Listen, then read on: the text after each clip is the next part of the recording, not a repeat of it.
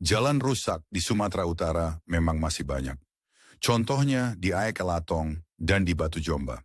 Andai kemarin Pak Jokowi disetujui 3 periode, akan saya kerjakan itu sampai bagus dan mulus. Saya akan bangun seperti konsep jembatan layang yang di Kelok 9, Pangkalan, Sumatera Barat.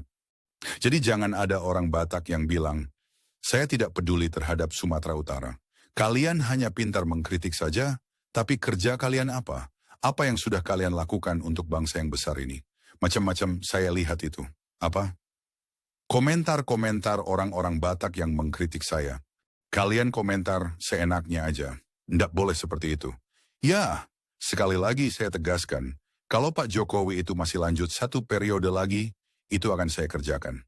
Kalau Pak Jokowi masih memerintah, tentu saya masih dipakai jadi menteri beliau. Jadi jangan asal ngomong ya, tidak bagus seperti itu. Saya asli putra Batak. Tidak mungkin saya tidak ada perhatian ke tanah kelahiran saya sendiri. Lihat tuh Danau Toba, kaldera, bisa maju seperti itu ya karena campur tangan saya. Tapi masih ada yang bilang saya tidak melakukan sesuatu yang baik untuk kampung saya. Jadi, sudahlah. Kita jangan anulah. Jangan bisanya hanya menyalahkan saja, tapi kita sendiri belum berbuat apa-apa.